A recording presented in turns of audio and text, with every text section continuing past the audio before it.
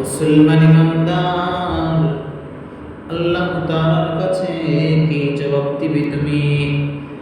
দুনিয়ার সবকিছু চিনলে, দুনিয়ার সবকিছু বুঝলে, চিনলা না শুধু আল্লাহর কোরআন, চিনলা না শুধু নবী সাল্লাল্লাহু আলাইহি ওয়াসাল্লামের তরিকা।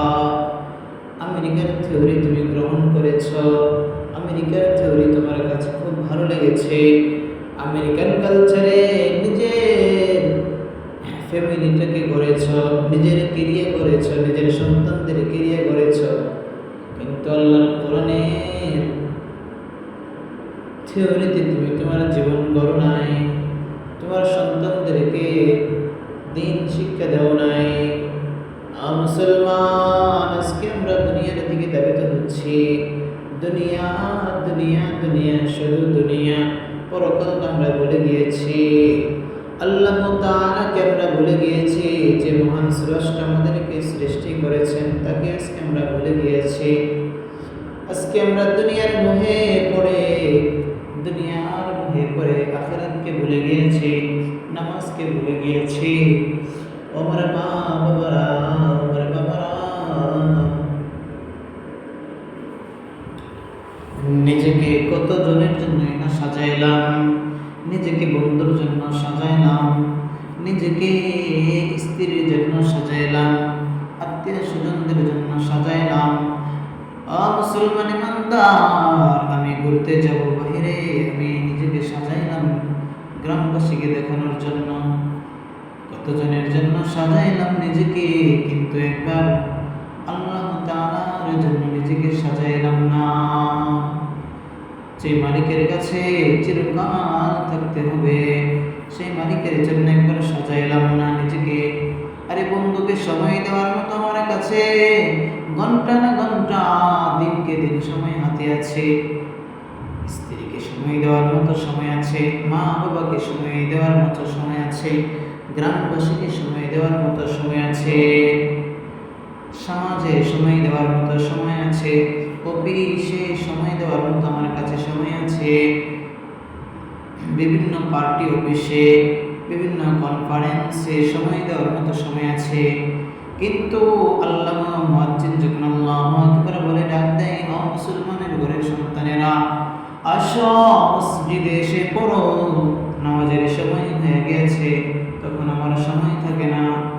ফজরে আজান দেয়, আমি ঘুমিয়ে কাটিয়ে দেই, জোহরে আজান দেয়, অফিসে হেলাই গেলাই কাটিয়ে দেই, আসরে আজান দেয়, বন্ধু বান্ধবদের আড্ডায় কাটিয়ে দেই, মাগরিবের আজান দেয় কোনো এক রেস্টুরেন্টে কাটিয়ে দেই, ইশার আজান দেয় রাতের খাবার আর আড্ডায় সময় চলে যায়, কিন্তু আমার নামাজ আর পড়া হয় না।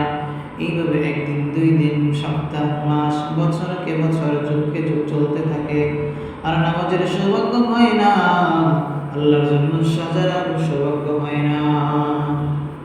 ও মুসলমান, আল্লাহর জন্য নিজেকে সাজাও, আল্লাহর জন্য নিজেকে সাজাও, আল্লাহর জন্য নিজেকে সাজাও, তাহলে দুনিয়া ও পরকাল আলোকিত হয়ে যাবে।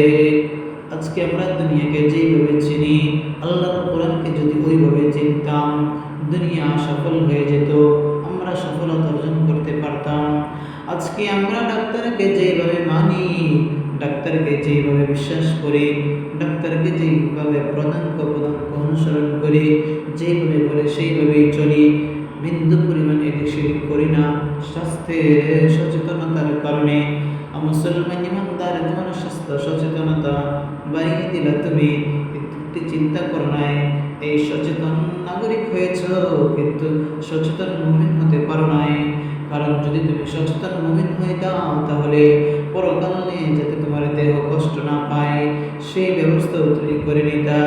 দুনিয়াতে যেমন তুমি স্বাস্থ্য সচেতনতার কারণে তুমি ডাক্তারি পরামর্শ নিচ্ছ খুব গভীরভাবে, কিন্তু পরকাল তো তোমার এই সুস্বাস্থ্যটায় জাহান্নামের আগুনে পোড়ানো হবে। কিন্তু তুমি তো সচেতন মুমিন না। যদি সচেতন মুমিন হতা, তাহলে অবশ্যই তুমি সচেতন নাগরিকের পাশাপাশি সচেতন মুমিনের যে গুণাবলী, সেগুলো অবশ্যই তুমি চিন্তা ভাবনা করে গ্রহণ করে নিতা।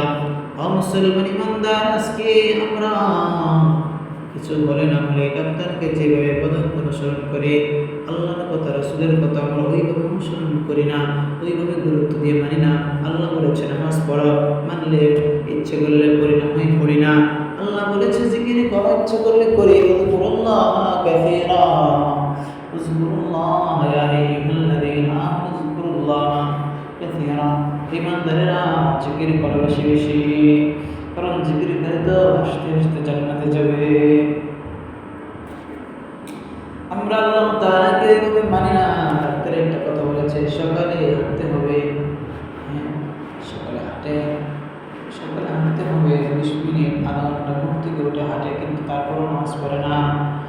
ডাক্তার বলেছে এটা খাওয়া যাবে না, ওইটা খেতে হবে, ওইটা খেতে হবে আপনার। ওইটা তো বাংলাদেশে নাই, ওটা কোথায় আছে? আছে পাকিস্তান। অর্ডার লাগাও, ফ্লিপকার্টে অর্ডার লাগাও, অর্ডার লাগাও। তো আমরা যদি আল্লাহর কোরআনকে ডাক্তারের মতো গ্রহণ করতাম, আল্লাহর কোরআন আমাদেরকে শুধু আমাদের হৃদয় আলোকিত করতো না, আমাদের দেহকেও তিনি পরিশুদ্ধ করতেন। কোরআন শুধু মানুষের হৃদয়কে আলোকিত করে না, হৃদয়কে পরিশুদ্ধ করে না, মানুষের শরীরকেও পরিশুদ্ধ করে। এই কোরআনের মাধ্যমে সব চিকিৎসা রয়েছে। পৃথিবীতে এমন কোনো নাই যে রোগের চিকিৎসা কোরআনে নেই। প্রত্যেকটা রোগের চিকিৎসা আল্লাহ তাআলা কোরআনে দিয়ে দিয়েছেন। কেউ যদি আমল করে ওইভাবে করতে পারে তাহলে তার রোগ নিশ্চিত ভালো হয়ে যাবে। এই জন্য আমাদের খেয়াল রাখতে হবে, কোরআনকে ধারণ করতে হবে হৃদয়ে। যদি আমরা কোরআনকে ধারণ না করি তাহলে আমাদের মহা বিপদে পড়ে যাব আমরা।